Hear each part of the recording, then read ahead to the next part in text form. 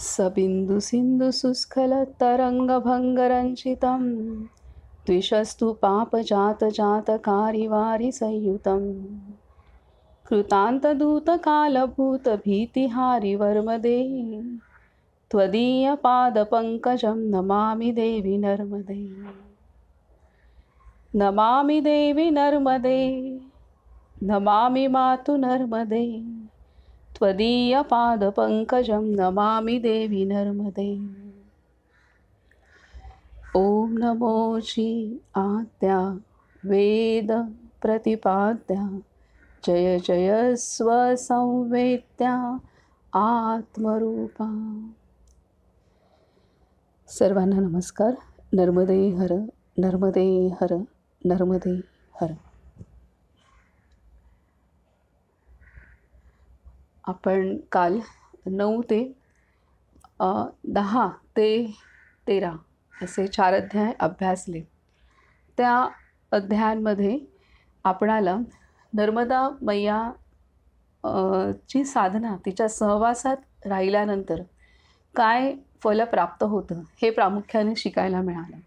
कमी कालावधीमध्ये आपण नर्मदा तटी जी उपासना करतो त्याचं फळ आपल्याला प्राप्त होतं, कारण तिची ऊर्जा त्या प्रमाणात आहे। त्यामुळे त्या साधकाला तिच्या आश्रयी केलेल्या सानिध्यात सहवासात केलेल्या साधनेमध्ये मदत होते हे सांगितलं। आणि कमी कालावधीत जास्त फलश्रुती प्राप्त होते। विशेषतः आपण जे काल अध्याय पाहिले त्यामध्ये नर्मदा तटीचा आश्रय घेतला असता जेव्हा प्रलय होतो त्यावेळेला ज्या साधकांनी नर्मदा तटाचा आश्रय घेतलेला आहे त्या साधकांना मैया स्वतःमध्ये सामावून घेते। असं नाही की त्या साधकांचा अंत होणार नाही, त्या साधकांचा अंत हा होतोच, परंतु त्यांची गतिस्थिती जी आहे, अंतिम काळी जी त्यांची स्थिती आहे ती स्थिती, आध्यात्मिक स्थिती उच्च असल्यामुळे त्यांची पुढील गती चांगली होण्यासाठी मदत होते हे आपण पाहिलेलं आहे। आणि त्यानुसार विविध पद्धतीने कसे साधक साधना करतात। काही जण 12 वर्ष तपस्या, काही जण 6 महिने, 3 महिने, वर्षभर, 4 महिने, तर अशा ज्याला ज्या पद्धतीने जमू शकतं तसं अनुष्ठान घेतलं असता काय फल प्राप्त होतं हे आपण शिकलो। त्याचप्रकारे नर्मदा तटी करोडो ऋषीमुनी आहेत की ते साधना करत आहेत हेही आपणाला त्यामध्ये शिकायला मिळालं। आणि शेवटी 21 कल्प अध्याय, त्यामध्ये 21 कल्पामध्ये मैया कशी वाहिली आणि हे सांगितलं श्री मार्कंडेय ऋषींनी। आणि त्या 21 कल्पांमध्ये कल्पांचा पूर्ण इतिहास साक्षी रूपाने मार्कंडेय ऋषींनी मैयासोबत पाहिलेलं आहे हेही शेवटच्या 13व्या अध्यायात सांगितलेलं आहे। आता आपण 14व्या अध्यायात प्रवेश करू। आणि आधीच्या अध्यायांमध्ये प्रलयाच्या वेळेला मार्कंडेय ऋषींनी पाहिलेली नर्मदा मैया आणि पुन्हा प्रलयानंतर कसं पुन्हा सृष्टी निर्माण होते या संदर्भात आपण आधीच्या अध्यायात पाहिलं। आता पुढील अध्यायांमध्ये सृष्टीचा संहार होत असताना काय घडतं हे भयंकर वर्णन पुढील 2-3 अध्यायांमध्ये आहे, ते आपण सलग वाचणार आहोत। आता आपण पुढील 14व्या अध्यायात प्रवेश करतोय। अध्याय 14वा, कालरात्रीकृत जगत संहार वर्णन। कालरात्रीकृत जगत संहार वर्णन।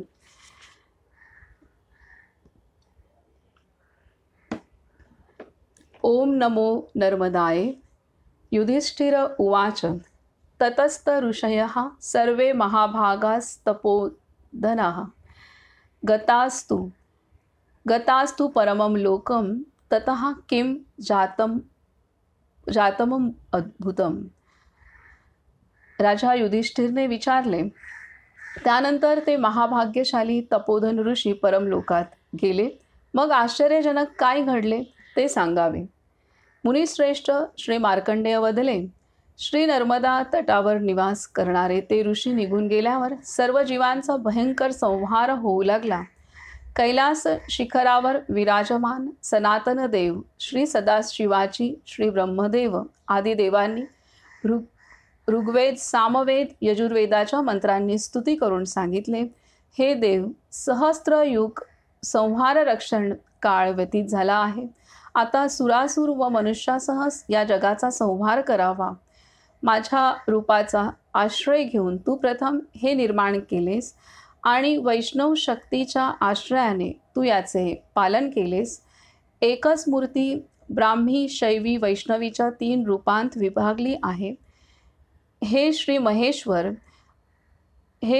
महेश्वर सृष्टी संहार व रक्षणार्थ हे करणे उचित आहे. काय सांगते? मुनिवर श्री श्रेष्ठ मार्कंडेय वदले, श्री नर्मदा तटावर निवास करणारे ते ऋषी निघून गेल्यावर सर्व जीवांचा भयंकर संहार होऊ लागला. आता जे ऋषींनी नर्मदा तटाचा आश्रय घेतला होता, तर ते निघून ते ब्रह्मलोका इथे दिलंय त्यांनी, की ते ऋषी परमलोकात गेले. आणि त्यानंतर काय झालं हे विचारतायत युधिष्ठिर. तर श्री मार्कंडेय सांगतात की कैलाश शिखरावर विराजमान सनातन देव श्री सदाशिवाची श्री ब्रह्मदेव आदी देवांनी ऋग्वेद, सामवेद, यजुर्वेदाच्या मंत्रांनी स्तुती करून सांगितले, हे देव, सहस्त्रयुग संहारक्षम काळ व्यतीत झाला आहे. आता सुरासुर व मनुष्यासह या जगाचा संहार करावा. माझ्या रूपाचा आश्रय घेऊन तू प्रथम हे निर्माण केलेस आणि वैष्णव शक्तीच्या आश्रयाने तू याचे पालन केलेस. एकच मूर्ती ब्राह्मी, शैवी, वैष्णवीच्या 3 रूपांत विभागली आहे. हे श्री महेश्वर सृष्टी संहार व रक्षणार्थ हे करणे उचित आहे. या प्रकारे भगवान श्री विष्णूंचे परम इष्ट वचन ऐकून गणपरिवारासहित श्री ब्रह्मा, श्री विष्णू तसेच उमादेवीसह नीललोहित सर्वव्यापी भगवान श्री रुद्राने सप्तलोकाचे भेदन करून भूलोकापासून ब्रह्मलोकापर्यंत आणि त्याहीपेक्षा परब्रह्मांडाचे भेदन करून शैवपदात प्रवेश केला. तिथे वायू, आकाश, अग्नी आणि भूतल नव्हते. जिथे उमादेवीसह श्री शंकर असतात तिथे हे राजा सूर्य, ग्रह, नक्षत्र, दिशा, लोकपाल व सुख दुःखही नव्हते. कवी ज्याला ब्रह्मरूप आणि विद्वान ज्याला शिवपद म्हणतात, अन्य त्यास क्षेत्रज्ञ ईशसुद्धा संबोधन देतात. सांख्याचार्य ज्यांचे खरोखर आदी मोक्ष स्वरूप वर्णन करतात, त्याला कोणी ब्रह्मादी सर्वस्वरूप ईशान, अजन्म तसेच सर्वात प्राचीन म्हणतात. त्याला एकरूपनी अनेक रूपवाला म्हणूनही व्यक्त करतात. त्याला रूपरहित, आद्य आणि त्याला पलीकडे अविकारी, अविनाशी वर्णितात. अवर्ण, अर्थस्वरूप, नामगोत्ररहित त्याला कवी तुरीय पदस्थान मानतात. त्याला ध्यान, अर्थ आणि विज्ञान स्वरूप, परमसूक्ष्म, सर्वस्थित, सर्वश्रेष्ठ, सर्वांचा स्वामी संबोधितात. ते सर्व भगवान श्री शंकराला प्राप्त करून त्यांच्यात मिसळून एकरूप होतात. त्यानंतर पुन्हा वेगवेगळ्या स्वरूपात ते संपूर्ण जगाचे पालन करतात. प्रभू श्री रुद्र रूपात सर्व जगाचा संहार करतात. श्री विष्णू रूपात पालन करतात आणि श्री ब्रह्मदेवाच्या रूपात सृष्टी निर्माण करतात. श्री महेश्वर कालरूप होऊन प्रकृतीशी संयुक्त होतात. विश्वरूपवाली महामाया त्यांच्या सन्निध वसते, जिला श्रेष्ठ बुद्धिमान तज्ज्ञ पदार्थांची प्रकृती म्हणतात. पुरुष प्रकृती रूपात कारण स्वरूप परमेश्वरच आहे. पुरुष प्रकृती रूपात कारणस्वरूप परमेश्वरच आहे. त्यापासूनच हे सर्व चराचर जग उत्पन्न झाले. प्रलय काळ उपस्थित झाल्यास हे सर्व त्यात विलीन होते. भग आणि लिंग चिन्हित संपूर्ण जग भगवान व्याप्त आहे. भगरूपी भगवान श्री विष्णू आहेत, तर लिंगरूप भगवान श्री शंकर आहेत. संपूर्ण जगात ते प्रकाशमान आहेत. भूवह आदी लोकांत तेच वर्णन आहे. सर्व जीवांत ते प्रविष्ट आहेत. त्यामुळे त्यांचे भगरूप भगवान श्री विष्णू म्हणून स्मरण होते. सर्व देवरूप तो महान देव सर्वव्याप्त असल्यामुळे श्री विष्णू म्हणून संबोधितात. सर्व प्रकाशित करणारा शिवाय सर्वत्र प्रवेश करणारा म्हणून त्याला भग अशी कीर्ती मिळाली आहे. सर्व प्रकाशित करणारा शिवाय सर्वत्र प्रवेश करणारा म्हणून त्याला भग अशी कीर्ती मिळाली आहे.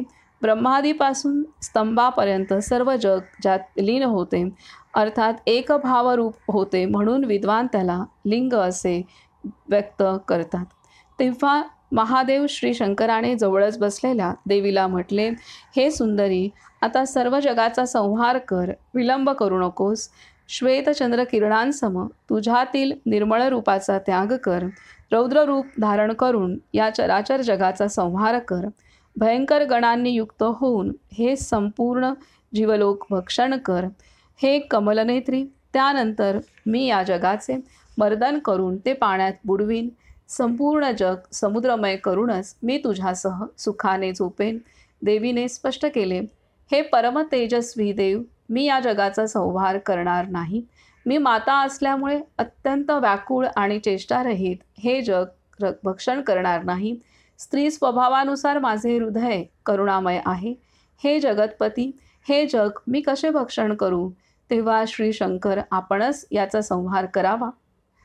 अशा प्रकारे देवीने सांगितल्यावर श्री शंकराने क्रोधित होऊन हुंकाराने धमकावून त्या महेश्वरीला भयभीत केले. यानंतर क्रोधपूर्ण नेत्रांनी पाहत ओम हुम फट त्वम स असे म्हटले. भरतवंशोत्पन्न राजा श्री शंकराच्या क्रोधित हुंकारामुळे ती विशालाक्षी रुद्रकटिवाली देवी तत्क्षणीच कालरात्री सम रौद्ररूप झाली. हुम उच्चारत मोठ्या आवाजात दशदिशा प्रतिध्वनित करत महारौद्र रूपात पुढे सरसावू लागली. त्यावेळी ती वीज पडल्यासारखी दुःखदर्शनीय विजांच्या समूहाप्रमाणे चंचल ज्वाळांप्रमाणे भयंकर विजेच्या अग्निसम नेत्रवाली होती. विखुरलेला केशसंभार असलेली विशालाक्षी कृशग्रीवा आणि उदरवाली व्याघ्र चर्मरूपी वस्त्र अन सर्परूपी यज्ञोपवीत धारण केलेली अग्नीच्या ठिणगीप्रमाणे विंचू व सर्पाने विभूषित झाली. तिचा विस्तार तसेच उंची त्रैलोक्यात व्यापली. ती प्रकाशमान शरीराची कृष्ण सर्पाचे एक कर्णकुंडल घातलेली, हातात चित्रदंड नी अंगावर व्याघ्र चर्म धारण केलेली होती.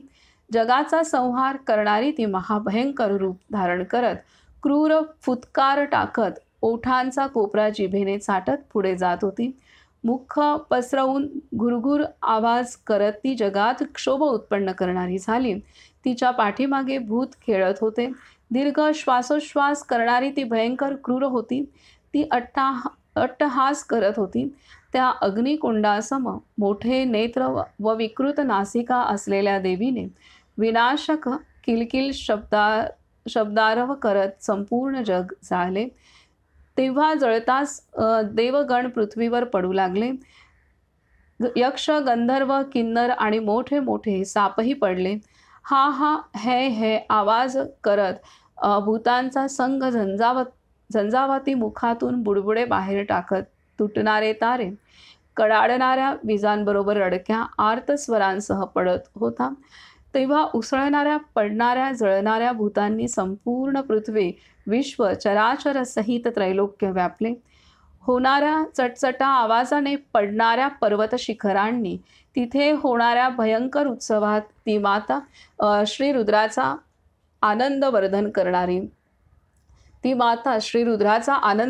करणारी झाली. भूतांची हिंसा करत चरजीवांचे भक्षण करत चरांना दाताखाली चावत विविध गणांना घेऊन हाहाकार माजवत जगाचा संहार करण्यात गर्क पडणाऱ्या रक्ताच्या धारा समक्ष पाहत रक्ताचे शिंतोडे अंगावर उडालेली अशी भयंकर चंडीरूपात पार्वती उपस्थित झाली. भृगू आदी महर्षी जे महालोकात पोहोचले होते ते सुद्धा तसेच ब्राह्मण, क्षत्रिय, वैश्य आदी शतवार नष्ट होत राहिले. यक्ष, सर्प, राक्षसांसह काही सुरांनी सुद्धा पाताळात प्रवेश केला. तसेच अन्य गुहा आदीत लपले. त्या प्रलय काळात श्री महादेवद्वारा नियुक्त झालेल्या त्या मृत्यू समान देवीने सर्व दिशा व्यापल्या. एकटी असूनही ती 9-10-64 शतरूपवाली अट्टहास करत हजार लाख करोड रूपातील पार्वती देवी नाना आयुध आकार आणि नाना वादनांसह भ्रमण करत होती. शिवाज्ञेने ती पार्वती देवी अशी भयंकर रूपधारी झाली. हे राजा, सर्व दिशांमध्ये आकाशात भयंकर आयुधधारी नष्ट होत असलेल्या प्राण्यांना विरोध करत भाला दांडपट्टा हाती घेतलेले शिवगण त्या देवीस अनुसरत होते. त्यावेळी विनायक गणांसह जगाचा संहार करणारे काही अति भयंकर मातृगणही पुढे सरसावले. त्यानंतर त्या देवीचे कुंद पुष्प अन चंद्रासमान दात हजारो करोडो योजन वाढले. दातनी हाताची क्रूर तीक्ष्ण कठोर नखे पृथ्वी आणि आकाशाला खेचू लागली. त्या दातांच्या प्रहाराने वन व पर्वत चूर्ण झाले. शिळा समूहांचे हजारो तुकडे झाले. हे नृपश्रेष्ठ, हिमालय, हेमकूट, निषद, गंधमादन, माल्यवान, नील तसेच महापर्वत, श्वेत, मेरुमध्य, इलापीठ, समुद्र आणि लोकसहित सप्तद्वीप हे सर्व कंपित झाले. दातरूपी वज्राच्या स्पर्शाने मोठमोठे वृक्ष उन्मळून पडले. सर्वत्र भयंकर उत्पाताने दिशा व्याप्त झाल्या. तारा ग्रह समुदाय, सर्व देवगण, महामातृगण आणि हजारो शिवांनी घेरलेली ती देवी त्या प्रलय काळात सर्व जगात भ्रमण करत होती. सर्वत्र भ्रमण करणाऱ्या, भटकणाऱ्या, विलाप करणाऱ्या, उपद्रव करणाऱ्या, जाळपोळ करणाऱ्या अशा श्रीरुद्राच्या गणांनी दशदिशा भरून गेल्या. विखुरलेले शिळासमूह, केस, शुष्क हाडांनी भरलेल्या जळलेल्या गावात आणि शहरात, भस्माच्या ढिगाऱ्यांत, चितांच्या धुरांनी व्याप्त, हाहाकारांनी व्याकुळ, अहह आदी दीन दुःखमय आक्रोशयुक्त चराचरसह सारे त्रैलोक्य त्यावेळी निराधार आणि रक्षकरहित निराश्रित झाले. हा श्रीस्कंद पुराणातील रेवाखंडाच्या पूर्व भागातील कालरात्रीकृत जगत संहार वर्णन नावाचा 14वा अध्याय पूर्ण झाला. तर ह्या अध्यायाच्या सहारे आपणाला लक्षात आलेलं आहे की भगवंत ज्या वेळेला भगवंत ब्रह्मदेवाच्या देवामार्फत भगवंताची शक्ती ब्रह्मदेवामार्फत जेव्हा सृष्टी निर्माण करते तेव्हा त्या शक्तीला ब्रह्मदेव असं म्हटलं जातं. तीच शक्ती जेव्हा सृष्टी निर्माण केल्यानंतर सृष्टीचं पालन करते तेव्हा तीच शक्ती विष्णू या रूपामध्ये नामाभिधान तिला होता आणि तीच शक्ती ज्या वेळेला संहार करते तेव्हा ती श्री शंकर ह्या श्री महादेव ह्या रूपामध्ये ह्या नावात हे नाव तिला प्राप्त होतं. एकच शक्ती पण ही 3 प्रकारचे कार्य करते आणि ह्या शक्ती ही शक्ती त्रिगुण प्रकृतीसह असते. तिलाच पार्वती उमा असं म्हटलेलं आहे. तर ही प्रकृती असं त्रिगुण प्रकृती असं आहे म्हटलेलं आहे आणि ह्या प्रकृतीसह ही पुरुष आणि प्रकृती ह्यासह ह्या संपूर्ण सृष्टीची निर्मिती होत असते आणि धारणा होत असते आणि म्हणूनच आणि सर्व त्यालाच भग आणि लिंग असं म्हटलेलं आहे. भग म्हणजे जिथे कोणत्याही ठिकाणी प्रवेश होऊ शकतो असं त्याला भग असं म्हटलेलं आहे. लिंग म्हणजे सर्व शक्ती पुन्हा लिंग स्वरूप होते. सर्व आकारांच्या अंतरी असलेली शक्ती जी आहे ती लिंग रूपामध्ये होते, त्यामुळे ते लिंग असं म्हटलेलं आहे. तर इथे भग आणि लिंग याचा सुद्धा अर्थ आपणाला सांगितलेला आहे. तर इथे त्यांनी दिलेलं आहे की इथे त्यांनी सर्व प्रकाशित करणारा शिवाय सर्वत्र प्रवेश करणारा म्हणून त्याला भग असं म्हटलेलं आहे. आता भगवंताचं जे तत्व आहे आत्मशक्ती आहे, ही सर्व प्रकाशित करते. आत्मा शरीरातून निघून गेला तर आपण त्या शरीराला ठेवत नाही. त्यामुळे आणि तो कसा निघून जातो हे कळत नाही आणि तो आत्मा जोपर्यंत शरीरात आहे तोपर्यंतच सर्व प्रकाशमान आहे आणि तो कसा प्रवेश करतो, कसा निघून जातो काहीही कळत नाही आणि त्यामुळे जो सर्वत्र प्रवेश करू शकतो आणि सर्वांना सर्वत्र प्रकाशमान होतो त्याला भग असं म्हणतात. म्हणून भगवान हा शब्द ह्या भग यापासून आलेला आहे. आणि ब्रह्मादीपासून स्तंभापर्यंत सर्व जग ज्यात विलीन होते, अर्थात एकभावरूप होते, म्हणून विद्वान त्याला लिंग असे व्यक्त करतात. सर्व नंतर ही सृष्टी आहे ती शक्तिरूपामध्ये सामावली जाते. शक्तीतनं निर्माण होते, शक्तिरूप होऊन जाते, नंतर त्या लिंग स्वरूपामध्ये होते, म्हणून तिला लिंग असं व्यक्त करतात. तर हे आपणाला सांगितलेलं आहे. आणि इथे आता ब्रह्मदेवांनी श्री विष्णूंनी प्रार्थना केली की आता सृष्टीचा संहार करण्याची वेळ आलेली आहे. तेव्हा भगवंताला प्रार्थना केली, तेव्हा तुम्ही हा संहार करावा. आणि त्यानुसार मग पार्वतीला आज्ञा केली. पार्वतीने पहिल्यांदा मान्य नाही केली, परंतु नंतर जसं श्री भगवंताने श्री शंकराचं रूप धारण करून पार्वतीला आज्ञा केली आहे, म्हणजे प्रकृतीने मान्य नाही केले. मीच निर्माण केलं, आता मी ह्यांना सगळ्यांना मारू कसं, सृष्टीला मारू कसं. तर परंतु नंतर जेव्हा श्री शंकरांनी मंत्रोच्चारण केले तेव्हा मात्र प्रकृतीचं पूर्ण रूप बदललं आणि तिने सर्व विश्वाचा संहार केला. तो कसा केला हे भयंकर वर्णन केलेलं आहे या अध्यायात. आता आपण पुढील अध्याय वाचूयात. आता अध्याय 15वा, सृष्टी संहार प्रारंभ वर्णन. सृष्टी संहार प्रारंभ वर्णन. ओम नमो नर्मदाय. श्री मार्कंडेय उवाच. ततो मातृसहस्रैश्च रौद्रैश्च परिवारिता कालरात्रिर्जगत्सर्वं हरते दीप्तलोचना. मुनिश्रेष्ठ श्री मार्कंडेय वदले. त्यानंतर हजारो माता आणि रुद्रगणांनी युक्त प्रदीप्त नेत्रवाली काळ रात्री संपूर्ण जगाचा विनाश करू लागले. तेव्हा श्री ब्रह्मा, श्री विष्णू, श्री शिवरूपवाली शक्ती वायू, अग्नी, इंद्र, यम, वरुण, स्कंद तसेच भगवान वराह किंवा नृसिंहाच्या त्या भयंकर शक्ती चंद्र, शूल, गदा, खंग, वज्र, तलवार, दांडपट्ट्यासह त्यावेळी भ्रमण करत होत्या. काळरात्ररूपी उमादेवीने प्रेरित सर्व माता प्रलयात खडवांग आयुध तसेच ऊर्ध्वज्वलित काष्ठांसहित दश दिशांना धावत होत्या. त्यांच्या चरणांच्या तीव्र प्रहाराने तसेच हुंकाराच्या उच्चारणामुळे हे सर्व त्रैलोक्य पूर्णतया जळत होते. हाहाकाराने आक्रंदित संतप्त मार्ग, घर, गोपूर नष्ट झालेली, पूर्णतः कपाळ, केश संभार, अंग कर्बूर झालेली ही पृथ्वी महाभयंकर दिसू लागली. हे नृपश्रेष्ठ, हजारो योजन पसरलेला जंबूद्वीप घर्षित करून सर्व नष्ट केला. जंबूद्वीप, शाक, कुश, क्रौंच, गोमेद, शाल्मली तसेच पुष्कर द्वीपात आणि पर्वतात राहणारे सर्व मृत्यू भूत तसेच मातृगणांनी त्रस्त होऊन नष्ट झालेत. मांस, मद, चरबीने उग्र महान नादाहून भयंकर महासुरांच्या कपाळावरील मदिराच्या गंधाने मोहित, हजारो ज्वाळांनी व्याप्त, विजेसम प्रकाशित कुंडल धारण केलेली रक्तधारांमुळे लाल अंगाची, महामायात भीषण मांस चरबी प्रिय असणारी, रक्त पिता पिता हातात कपाल खापर घेऊन देवदानवांचे भक्षण करत भयंकर रूपात मोठमोठ्या आवाजात विपरीत हसत नाचत त्रैलोक्याला भयभीत करत होती. विजेच्या तीव्र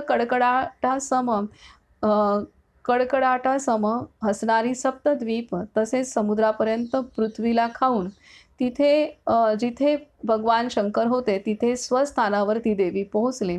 तिथे मातृगणांसह श्री नर्मदा तटावर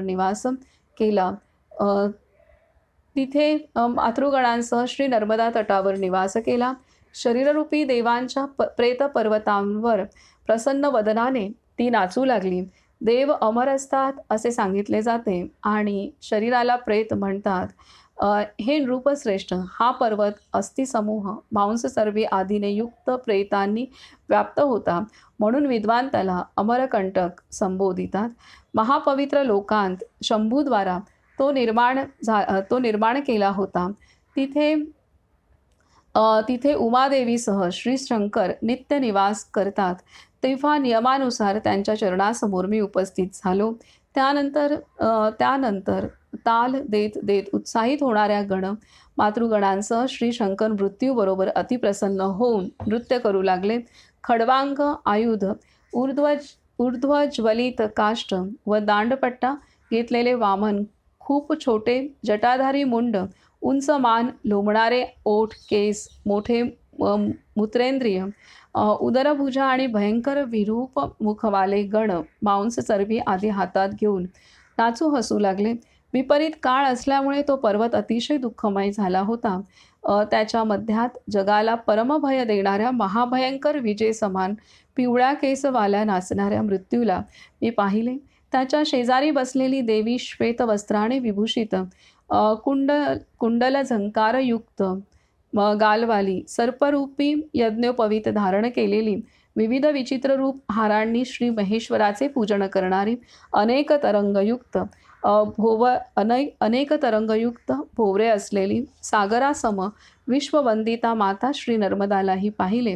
हे भरतवंशोत्पन्न राजा, मोठे तलाव तसेच नदीच्या पतनाने दृश्य अदृश्य रूपाची सर्वांच्या मध्यभागी सुरसिद्ध अशी ती मुनी वंदित होती. यात भयंकर 49 भेद असलेली मोठमोठ्या लाटांनी संपन्न, जगाला सजल करणारी, मृगसम कृष्ण वस्त्र परिधान केलेली श्री नर्मदा पुन्हा पाहिली. धूमवर्णीय तसेच विजेप्रमाणे कडाडत सप्तप्रवाहात वाहणारी श्री नर्मदा मी पाहिली. नृपश्रेष्ठ अशा प्रकारे चंद्रसूर्य किरणांनी युक्त चराचरात्मक जगशून्य झाले. हा अनुपम संहार मी प्रत्यक्ष पाहिला. मोठ्या उत्पाताने उत्पन्न नक्षत्रमंडलाच्या विनाशाने युक्त, तालचक्राप्रमाणे संपूर्ण दृश्य अतिशय वेगाने घुमवत, करोडो विमानाने परिपूर्ण किन्नर महासर्पांसह गरजणारा महावायू उठल्यावर सर्व चराचर कंपित झाले. श्री रुद्रमुखोत्पन्न संवर्त नावाने प्रसिद्ध त्या वायूने त्या विस्तीर्ण सप्त समुद्रांना शुष्क केले. भस्मयुक्त उंच बद्ध जटा कलापवाले तेजस्वी विशाल शूल धारण केलेले श्रीशंकर प्रतिदिन तुमची रक्षा करो. कंठी कपालमालाधारी महासर्परूपी सूत्रांनी बंध, जटाधारी महासूत्रधारी पिनाकपाणी कवच किरीटधारी सर्वमात्र स्मशान भस्मलिप्त असे भगवान श्रीशंकर होते. गात्र सर्प लपेटीत, गळ्यात विषाची निलिमा, भाळी नेत्र, अग्निरूप, मस्तकी चंद्र आणि गंगेने सुशोभित असे ते होते. पिनाक धनुष्य व खडवांग आयुधयुक्त भयंकर हस्तवाले व्याघ्रचर्म परिधान केलेले भगवान श्री शिवशंभू डमरूचा आवाज करत शोभायमान दिसत होते. ते भगवान श्री शंकर प्रलय काळात सप्तलोकांतर बाह्य राहून महाभुजांनी सर्वांग लपेटलेल्या सूर्योदयासम अत्यंत रक्तवर्णाचा आतील भागवाल्या नेत्रांनी संध्याकालीन मेघ, रक्तकमल, पद्मराग मणी, शेंदूर आणि विजेसमान रक्तवर्ण प्रकाशमान तेजस्वी लिंग आणि लोचनाने क्रीडा करत होते. ते भगवान मेरू पर्वताला घेऊन जणू सुवर्णमय दंडाने संहार करत चरणाग्र विक्षेपाने पर्वत विखरून जगाचे स्वरूप नष्ट करत भ्रमण करू लागले. सर्व लोक संहाराची इच्छा करत ते भयंकर अट्टहास करत होते. जगदीश महाप्रभू श्री शंकराने सर्वांना व्याकुळ करत संपूर्ण त्रैलोक्याचा संहार केला. जगाचा संहार करणाऱ्या अजन्म देवश्रेष्ठ श्री महेशाला पाहून मातृगणांसह ती काळरात्ररूपी देवी आणि अन्य सर्व शिवपूजन करू लागले. नंदी, भृंगी आणि अन्य गणादी जगतश्रेष्ठ सर्वांचे एकमेव कारण कामशत्रूंचा सर्वांचा संहार केल्यामुळे त्या हररूप श्री शंकराला रात्रंदिवस प्रणाम करू लागले. हा श्रीस्कंद पुराणातील रेवाखंडाच्या पूर्व भागातील सृष्टी संहार प्रारंभ वर्णन नावाचा 15वा अध्याय पूर्ण झाला. तर आता ह्या अध्यायामध्ये प्रकृतीला त्रिगुण प्रकृतीला भगवंताने श्री शंकराने जेव्हा आज्ञा केली तेव्हा तिने मान्य नाही केलं संहार करण्याचं. परंतु नंतर श्री शंकराने जे स्तोत्र उच्चारण केलं त्या आधारे प्रकृती ही श्री शंकराच्या अधीन होऊन तिचं स्वरूपच पूर्ण बदललं आणि ती संहाराच्या कार्याला लागली आणि तिने सर्व दिशांमध्ये प्रकृतीने पार्वतीने संहार केला आणि ते संहार करून ती परत श्री शंकराकडे आलेली आहे आणि ती अमरकंटक आता नर्मदा तटी अमरकंटक हे ठिकाण आहे. खूप सुंदर पर्वतरांगा आहेत तिथं. आजही तिथं जंगल खूप सुंदर आहे आणि खूपच सुंदर स्थान आहे ते आणि तिथली ऊर्जा जाणवते आपल्याला. संपूर्ण नर्मदा तटी तिथे सर्वात जास्त ऊर्जा आपल्याला नक्कीच जाणवते आणि आता लक्षात येतं आहे की त्या ठिकाणी संहार केल्यानंतर पार्वती माता पार्वती देवी तिथं पुन्हा श्री शंकराकडे गेली आणि त्यानंतर तिथून पुन्हा श्री शंकराने त्यांचं कार्य संहाराचं सुरू केलेलं आहे आणि त्यांनी तिथे संपुष्टात आलं. त्यावेळेला मग ही प्रकृती शिव आराधना करत होती. सर्व गणसुद्धा शिव आराधना करत होते. हे असं ह्या अध्यायामध्ये आपल्याला सांगितलेलं आहे. अशा रीतीने श्री शंकर आणि प्रकृती पार्वती त्या दोघांमार्फत कसं दोन्ही शक्तीमार्फत कसं संहाराचं कार्य झालं हे इथे दिलेलं आहे. आता पुढील अध्याय आहे अध्याय 16वा ब्रह्मकृत शिवस्तुती वर्णन. ब्रह्मकृत शिवस्तुती वर्णन. ओम नमो नर्मदाये. ओम नमो नर्मदाये. श्री मार्कंडेय उवाच समातृभिर्भूत गणेश्च घोरैर्वृतः समन्तात्स ननर्त शूली गजेंद्रचर्मावरणे वसानः संहर्तु कामश्च जगत् समस्तम. मुनिश्रेष्ठ श्री मार्कंडेय वदले, मातृगण तसेच भयंकर भूतगणांनी सर्वत्र घेरलेले गजराज चर्म धारण करत सर्व जगाचा संहार इच्छिणारे ते त्रिशूळधारी श्री शंकर नृत्य करू लागले. देवादिदेव अनेक मंत्रांनी बद्ध मालायुक्त मांस चरबी आणि रक्ताने भूषित गात्रवाल्या श्री शंभू महादेवाने त्रैलोक्य दाहसमयी नृत्य केले. प्रलय काळात जगतश्रेष्ठ महाप्रभावशाली व्यापक परमेश्वराने संवर्तक नाव ठेवून काळरात्रीद्वारा संपूर्ण त्रैलोक्य दग्ध केल्यानंतर चिंगारी तसेच धुराने मिश्रित भडकलेली ज्वाळा तसेच तीव्र वायुतुल्य भयंकर अट्टहास केला. त्या श्री रुद्रदेवाने वडवानलाप्रमाणे भयंकर मुख विस्फारले. त्यांच्या मुखातून निघालेल्या हजारो विजांच्या कडकडाटासम त्या भयंकर अट्टहासाने दशदिशा भरून गेल्या आणि सर्व महासागर क्षोभित झाला. तो आवाज तीव्र होऊन ब्रह्मलोकापर्यंत व्यापला. सारे ब्रह्मांड भांडे हल्ले. हे काय चालले आहे?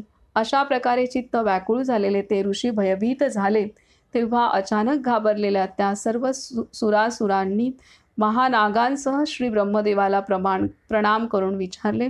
विजेच्या तीव्र कांतीहून प्रकाशमान तेज आणि भीषण अंगांनी युक्त प्रलयकालाच्या अग्नीने व्याप्त शरीर धारण केलेले हे कोण पृथ्वीवर खेळ करत आहेत? ज्याच्या अट्टहासाने संपूर्ण संसार वा त्रैलोक्य विमोहित आणि व्याकुळ झालेले दिसत आहे.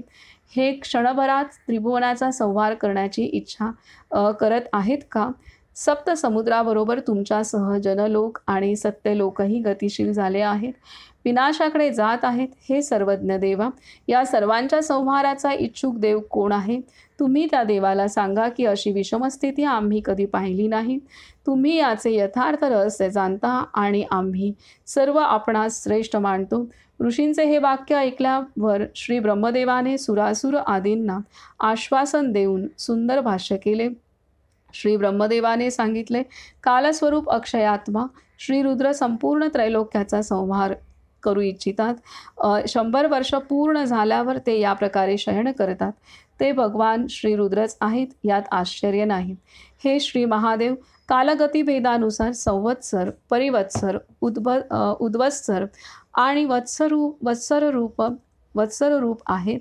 हे श्री महादेव कालगतिभेदानुसार संवत्सर, परिवत्सर, उद्वस्तर आणि वत्सर रूप आहेत. हे दृष्ट अदृष्ट रूपाने अतिपूजित वा हवन केल्यावर अतिप्रकाशमान स्थूल सूक्ष्म तसेच परमाणू रूप आहेत.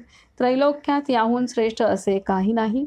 हे प्रभू परब्रह्म आदी नावाने प्राचीन तसेच कारण कार्यरूप आणि सर्वोच्च सर्व समर्थ आत्मरूप तसेच काळ समरूपवाले आहेत. हे ईश्वर आमच्यावर प्रसन्न हो असे सांगून ब्रह्मदेवाने सनतकुमार आदी ऋषींच्या सह एकाग्र चित्ताने त्यांना संतुष्ट केले. श्री ब्रह्मदेव म्हणाले, हे सर्वस्वरूप सर्वव्यापी सुशांत मूर्ती घोररूपी नमस्कार असो. सर्वात्मका आपणास पुन्हा पुन्हा नमस्कार असो. महात्मा भूतपते आपणास पुन्हा नमस्कार असो. ओंकार आणि ओंकार व हुंकार तसेच स्वधा व षटकाराने परिष्कृत अशा आपणास पुन्हा पुन्हा नमस्कार असो. त्रिगुणस्वामी श्री महेश्वर आपण त्रैवेद स्वरूप आहात. हे त्रिगुणात्मका आपणास नमस्कार असो. हे श्री रुद्रदेव आपणच श्री शंकर आपणच श्री महेश्वर आहात. आपणच परमप्रधान स्वरूप असून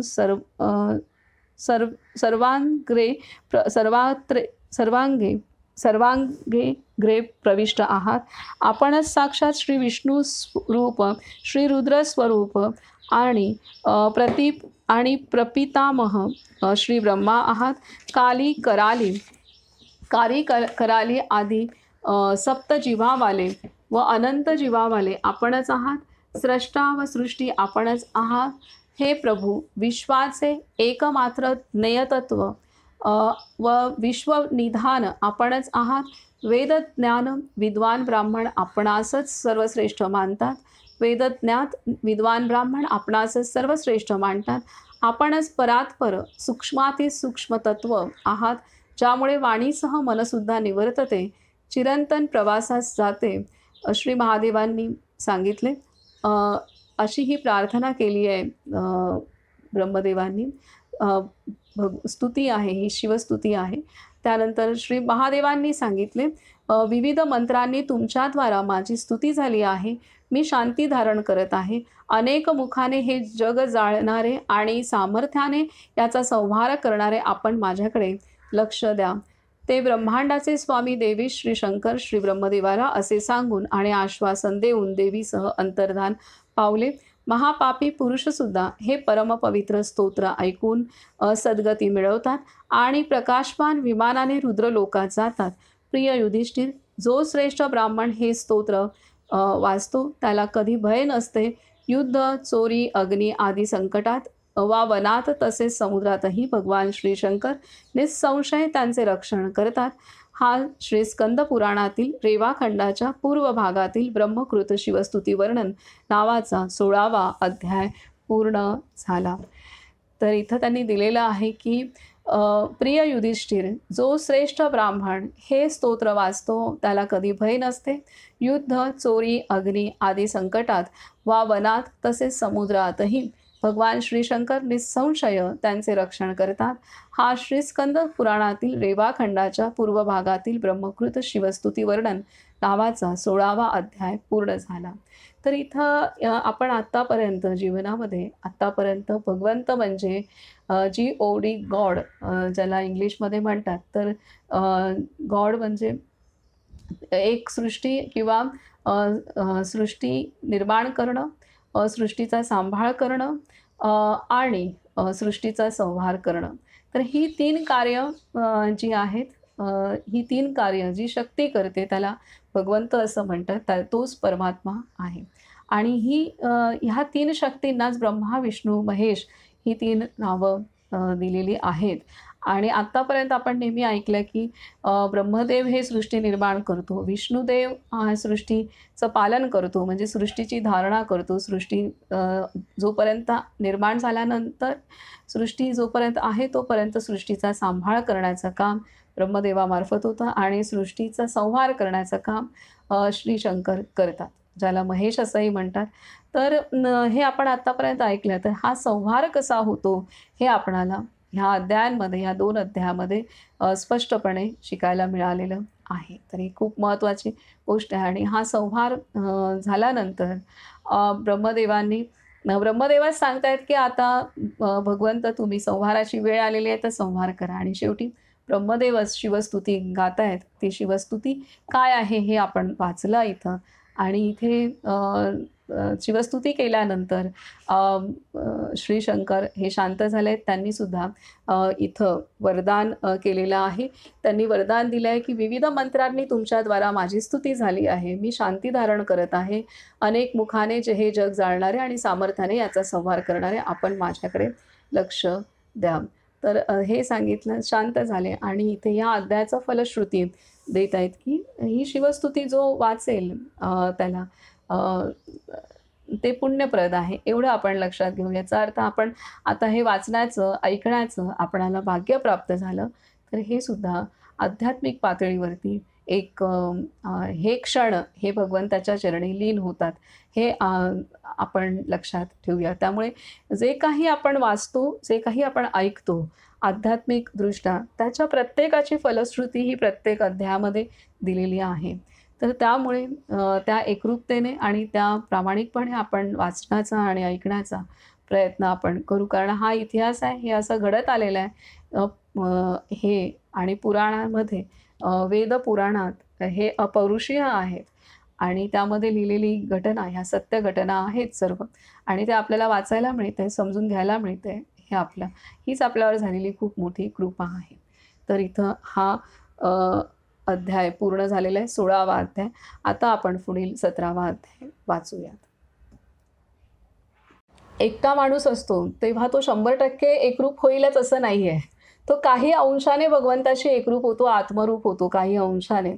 परंतु जेव्हा समूह असतो तेव्हा मी एक 10%ने एकरूप झाली असेल, मोहनदादा काही 10%ने, शुभदाताई 10%ने, विद्याताई, कविताताई असे सगळे मिळून ते 100% आत्मरूप होतं आणि तिथे मग त्याला व्यक्त होणं, त्याला सांगणं हे भाग असतं.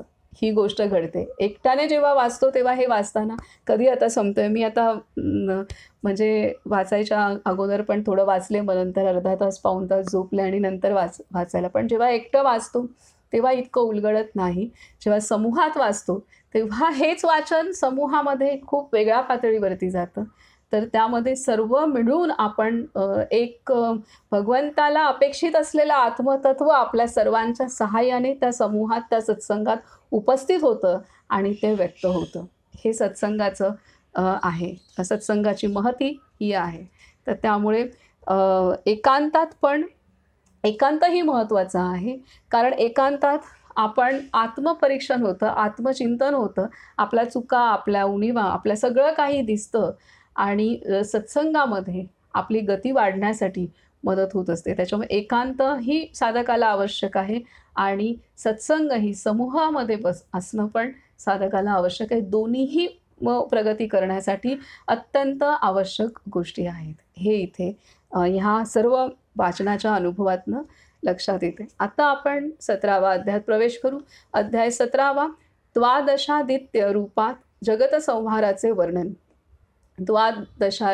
द्वादशादित्य रूपात जगत संहाराचे वर्णन. ओम नमो नर्मदाय. श्री मार्कंडेय उवाच. एवं सस्तूयमानस्तु ब्रह्माद्यैर्मुनिपुंगवेः ब्रह्मलोकगतैस्तत्र संहार जगत प्रभुः. मुनिश्रेष्ठ श्री मार्कंडेय वदले. मुनिश्रेष्ठ श्री मार्कंडेय वदले.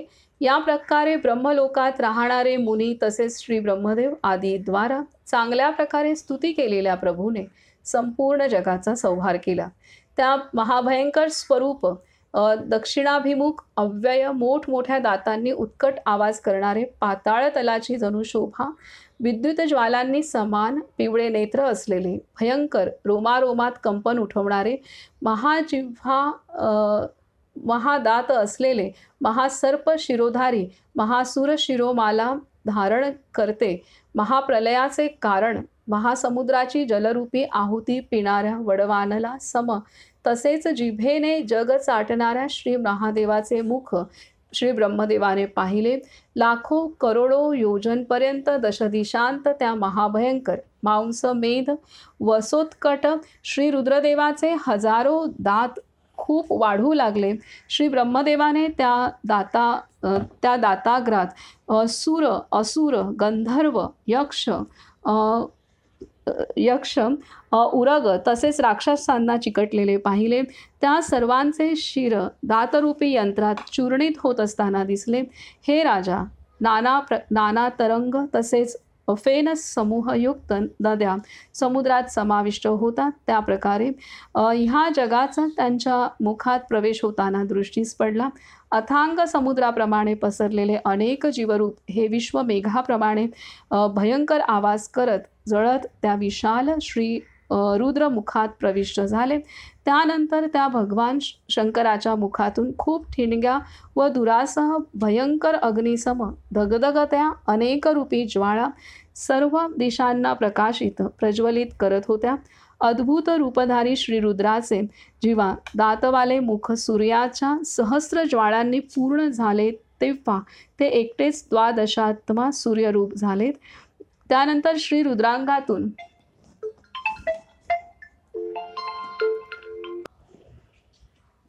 इथे देत आहेत की भगवान शंकराच्या मुखातून खूप ठिणग्या व धुरासह भयंकर अग्निसम धगधगत्या अनेक रूपी ज्वाळा सर्व दिशांना प्रकाशित प्रज्वलित करत होत्या.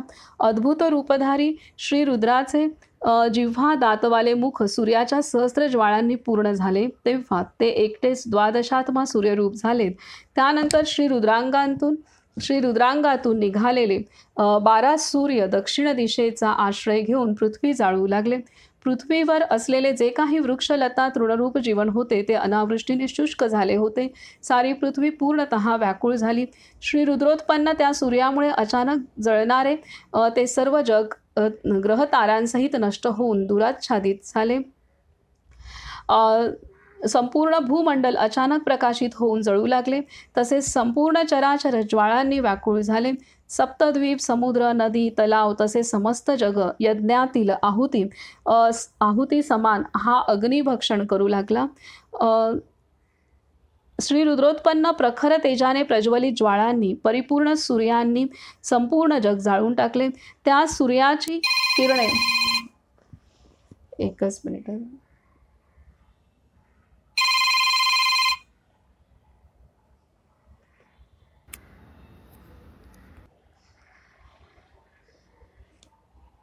इथे देतात. सप्तद्वीप समुद्र नदी तलाव तसेच समस्त यज्ञ जगातील आहुती समान हा अग्निभक्षण करू लागला. श्री रुद्रोत्पन्न प्रखर तेजाने प्रज्वलित इथे देतात. श्री रुद्रोत्पन्न प्रखर तेजाने प्रज्वलित ज्वाळांनी परिपूर्ण सूर्यांनी संपूर्ण जग जाळून टाकले. त्या सूर्यांची ती किरणे एकत्रित होऊन चराचरासह त्रैलोक्याला दग्ध करीत होती. त्या रुद्राने सप्तद्वीपासहित समस्त पृथ्वीला जाळून टाकले. तेव्हा सुमेरू ते मंदराचलपर्यंत पृथ्वीला जाळून समस्त पाताळ भेदून नागलोकही जाळले. हे युधिष्ठिर, त्या अग्नीने तारांसह भूमी आणि त्याखालील सप्त पाताळ चहूबाजूने जाळत भ्रमण केले. ज्याप्रमाणे भाता चालवून उठणाऱ्या ज्वालांनी लोह रात्री जळत असते त्याप्रमाणे प्रलय काळातील प्रज्वलित विनाशकारी अग्नीने सारे जळू लागले. त्यावेळी ही पृथ्वी वृक्ष तृण नदी निर्झर तलाव व पर्वतरहित होऊन कासवाच्या पाठी समान दिसू लागली. संपूर्ण चेतन जग ज्वाळांनी व्याकुळ करून महारुद्र रूपधारी भगवान श्री शिव स्थित झाले. तेव्हा मातृगणांनी युक्त यक्ष सर्प तसेच राक्षसांसह हरितलोचन देवी महादेव श्री रुद्रात प्रविष्ट झाली. हे निष्पाप युधिष्ठिर, अग्नीच्या शांत ज्वाळांसम तिला परमशांती प्राप्त झाली. तसेच हे संपूर्ण जग त्रैलोक्यासह जळले. 10,000 युगपर्यंत केवळ जलप्राशन करून मी भगवान श्री शंकराची आराधना केली. 10,000 युगपर्यंत केवळ जलप्राशन करून मी भगवान श्री शंकराची आराधना केली. म्हणून मी तसेच अयोनिजा नर्मदाही दग्ध झाली नाही. म्हणून मी तसेच अयोनिजा श्री नर्मदाही दग्ध झाली नाही. शिव आराधनेमुळे मी अजरामर झालो. मी शिव आराधना अघमर्शन, अघोर, वामदेव, त्र्यंबक, ऋषभ, त्रिसुपर्ण, दुर्गा, सविता, बृहदारण्यक, बृहत साम आणि उत्तर तसेच सद्गायत्री, शिवोपनिषद, प्रतिरथ सूक्त, प्रतिरथ सूक्त तसेच मृत्युंजय आदी मंत्रांनी केली. अमृततुल्य महाप्रभावशालिनी श्री नर्मदाला सोडून नदी समुद्रासहित संपूर्ण पृथ्वी भस्मसात झाली. काय नाही त्यात अमृततुल्य महाप्रभावशालिनी श्री नर्मदाला सोडून नदी समुद्रासहित संपूर्ण पृथ्वी भस्मसात झाली. महेंद्र मलय सह्य हेमकूट, माल्यवान, विंध्य आणि परियात्र हे 7 कुलपर्वत आहेत. 12 सूर्यांनी दग्ध, तुटक्या फुटक्या शिळा असलेले, वेगवेगळे विखुरलेले हे सर्व पर्वत जळले, पण श्री नर्मदा नष्ट झाली नाही. देवगंधर्वाने सेवित पर्वतराज हिमालय, हेमकूट, निषद, गंधमादन, माल्यवान, पर्वतश्रेष्ठ नील आणि उच्च शिखरवाला श्वेतशृंग आदी सर्व प्रलयकाळच्या अग्नीत दग्ध झाले, पण श्री नर्मदा तेव्हाही नष्ट झाली नाही. हे राजा, या प्रकारे ही महापुण्यवान श्री नर्मदाला सोडून युगांत समयी पूर्वी सर्वांचा विनाश पाहिला. या प्रकारे मी महापुण्यवान श्री नर्मदाला सोडून युगांत समयी पूर्वी सर्वांचा विनाश पाहिला. हा श्री स्कंद पुराणातील रेवाखंडाच्या पूर्व भागातील द्वादिशादित्य रूपात जगत संहाराचे वर्णन नावाचा 17वा अध्याय पूर्ण झाला. तर अशा रीतीने इथं सूर्यासमान 12 सूर्याची सूर्या इतकी जी तेज आहे त्या तेजाने संपूर्ण विश्व कसं जाळून टाकलं श्री शंकराने हे वर्णन आहे. आणि त्यामध्ये श्री नर्मदा मैया आणि श्री मार्कंडेय ऋषी हे दोघंच तिथं राहिले चिरंजीव हेही दिलेलं आहे. आणि श्री मार्कंडेयांनी इथं शिवा आराधना केली आणि कितीतरी त्यांनी युग ही शिवा आराधना केलेली आहे. किती कालावधी केले तोही दिला आहे आणि अर्थात ते किती कालावधी हे आपल्या लक्षात येणार नाही, परंतु त्यांनी दिलेलं आहे की 10,000 युगपर्यंत केवळ जलप्राशन करून मी भगवान श्री शंकराची आराधना केली, म्हणून मी तसेच अयोनिजा श्री नर्मदाही दग्ध झाली नाही. तर हे आहे, एवढी आराधना केली आणि शिव आराधना केल्यामुळे ते सुद्धा चिरंजीव राहिले हे इथे दिलेलं आहे. अशा रीतीने हा 17वा अध्याय हा पूर्ण झालेला आहे. आता अध्याय 18वा आपण वाचू. अध्याय 18वा एकदम छोटा आहे. तर अध्याय 18वा श्री नर्मदा महात्म्य वर्णन. ओम नमो नर्मदाय. श्री मार्कंडेय उवाच. निर्दग्धे स्मितं ततो लोके सूर्यरीश्वर संभवेः सप्तभी स्वार्णवेः शुष्के द्वीपे सप्तभिरेव च ततो मुखात्तस्य घना महुलबना निश्चेरुरिन्द्रियुधतुल्यरूपाः. मुनिश्रेष्ठ श्री मार्कंडेय वदले, भगवान श्री शंकरापासून उत्पन्न 12 सूर्यांद्वारा संपूर्ण जग दग्ध झाल्यावर समुद्र सुकले तसेच सप्तद्वीप जळले. त्यानंतर श्री रुद्रमुखातून अति भयंकर इंद्रधनुष्यासम रूप असलेले दाट मेघ श्री शंकर प्रेरित जगाला अंधकारमय करण्यासाठी निघाले. त्यातील काही मेघ नीलकमला समान कांती असलेले, काही अंजनासम काळे काळे, काही गायीच्या दुग्धासमान, काही कंदपुष्प, काही आणि चंद्रासमान होते, काही मोरपिसाच्या आकृतीसारखे तर काही धूररहित अग्नी समान तेजस्वी होते, काही मेघपर्वता सदृश्य आणि काही मोठ्या माशांच्या समूहासारखे, काही मोठ्या हत्तीसारखे आकार असलेले, तसेच काही मेघ मातीच्या उंच डिगाऱ्याप्रमाणे होते, काही चंचल तरंग समूहासम, काही विशाल प्रसादासम वा किल्ल्यासम आणि गोपुराच्या मनोऱ्यासम, वीज तसेच लपेटलेल्या हिऱ्याप्रमाणे सुशोभित कडा असलेले होते. चौफेर घेरलेले नि आच्छादित अंगाचे ते भगवान श्री शिव स्वतः संवर्तक नामक मेघाच्या रूपात अवतरले आणि महाभयंकर पर्जन्यवृष्टी करून त्यांनी संपूर्ण जगाला जलमय समुद्रासारखे केले. सर्व महामेघ आणि इंद्रांच्या वज्राहूनही मोठे असे इंद्रधनुष्याने लपेटलेल्या अंगाचे श्री शिव गंगाजलाच्या प्रवाहाने आवृत्त व भयव्याकुळांनी असा मी पाहू शकलो नाही. हत्तीसम वारंवार जल पिऊन मेघ सर्व बाजूंनी जळणारे ते जग जलमय करून अदृश्य झाले. हत्तीसम वारंवार जल पिऊन मेघ सर्व बाजूंनी जळणारे ते जग जलमय करून अदृश्य झाले.